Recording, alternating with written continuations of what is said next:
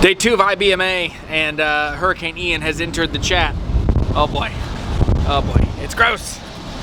It's just cold and rainy. It's like 53 and rainy right now, but it's definitely going to get crazier before it gets any better. The other thing they've really had to adapt to is that all of the music that was outside is now being put inside into the big convention center. So that means they've also had to close off some roads. So the roads that came in yesterday are closed, but okay, time to get out of the rain.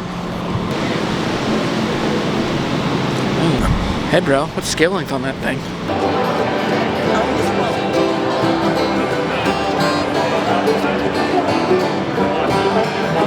It is kind of amazing. It's just like this cacophony of music. Now everybody's in major keys. Not everybody's in the same key, but it still sounds pretty musical. Unlike other guitar shows I've gone to, like the Philly guitar show is just freaking noodle fest.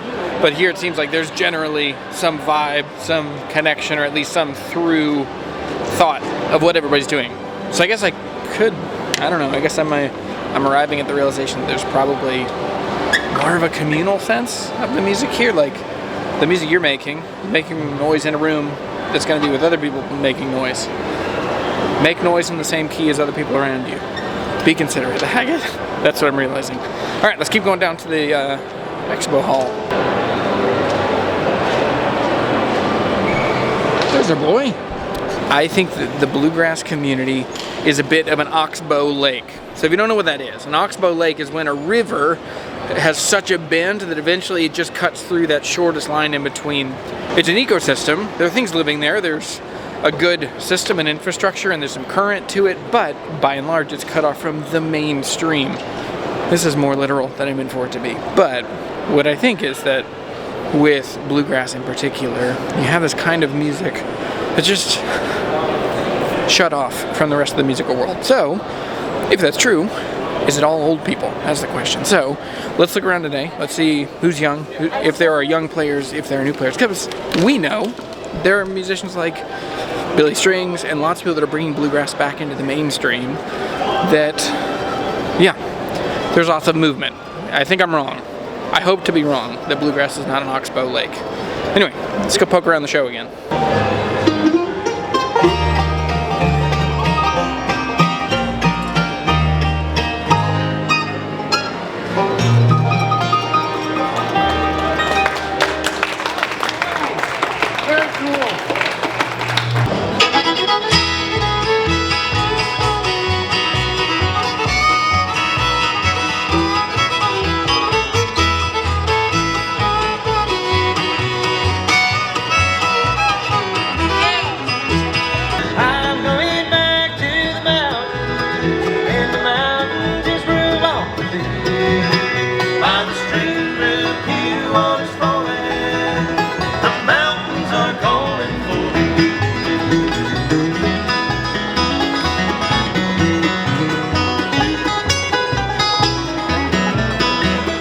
We're doing it a little differently today.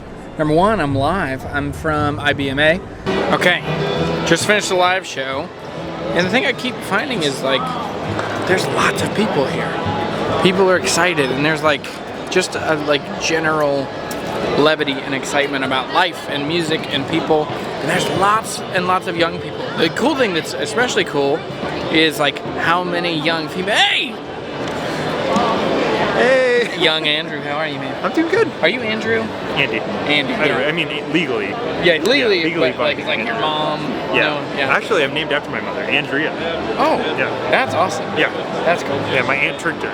Yeah. She was like, oh, he looks like an Andrew. She's like, oh yeah, sure. And she's like, yes. And it's like, you know. Cool.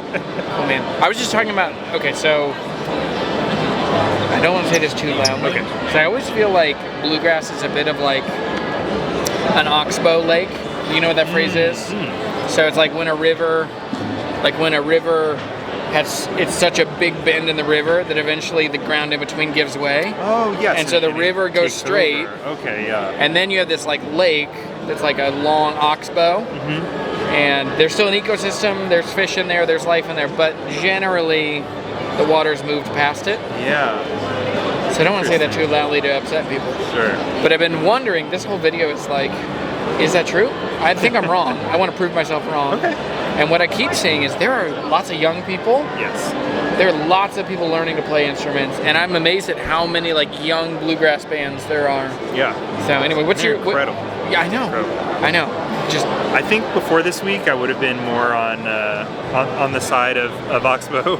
Yeah. But after seeing everyone here and seeing how engaged they are, how knowledgeable they are, how talented they are, Seriously. and how diverse that group is of new players, I think respectfully. seriously, Yeah. I Different, I yeah. want to be. I'm glad I'm wrong. I think IBMA proved you wrong this year. Yeah, because I was over at Northfield Mandolins, and they said the amount of young players that are coming that have jazz backgrounds, Yeah. and they're playing bluegrass, but they're coming at it through jazz. Well, growing up back home in California, the music of David Grisman is really popular and live and well. Mateo's actually playing one of David's old mandolins, so we figured it'd only be fitting to do a dog tune.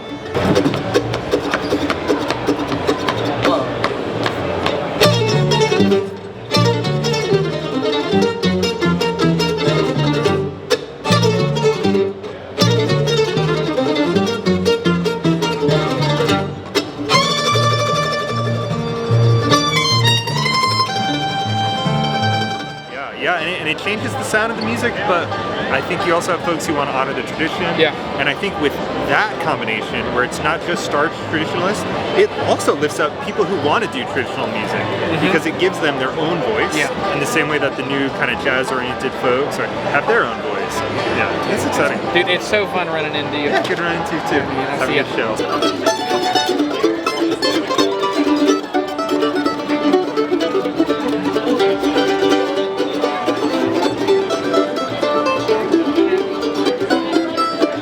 All right, well, I'm leaving with a bag of goodies that you'll see more about later. I just got a Page capo. Super excited about that, and I've loved Page capos for years and years and years. And then I also got some stuff from Dr. Herringbones. It's a pick holder that holds one pick and sticks to the back of your phone or to your wallet or whatever.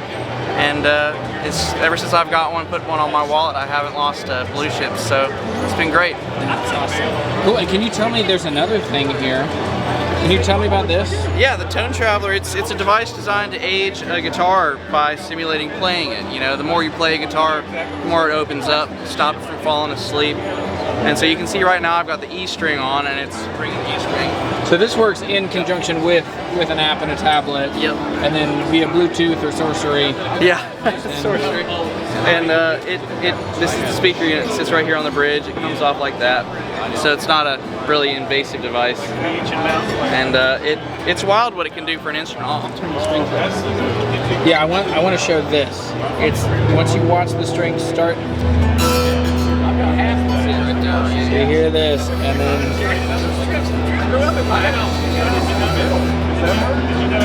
But yeah, that's all that Dr. Herringbone's got going on. We've got some patents in the process, so we might be coming out with some new stuff soon. So, really good day, and I was completely wrong. Bluegrass is not an oxbow lake. It's definitely, there's a wellspring here. There's still great players coming up. I'm amazed at the quality of the musicians and the age of them. Like young, amazing players, and some of the hardest working people in the game are still the boys that. Did you say young players? No, not you. You're young, old. Young. This is an old, lazy player right here. No, I'm saying like I'm amazed by how many young players there are here. There are always. This is the best part about IBMA is seeing the people who are the legends as well as the people who are the new up and coming stars. Yeah. And all the way. Did you see the 13-year-old flat picker that was on the show? That was awesome. Yeah, man. I know. So I was talking about you guys saying like, there's no one working harder to, like, this is incredible. Thank you. And really well done. And you guys have worked so hard. So I'm not gonna make you talk to a camera on your break. I'm all good. So anyway, well, that's a wrap for this video. That's day 2 for me. Whatever day 3, whatever. The world's about me. So we'll just say this is day 2.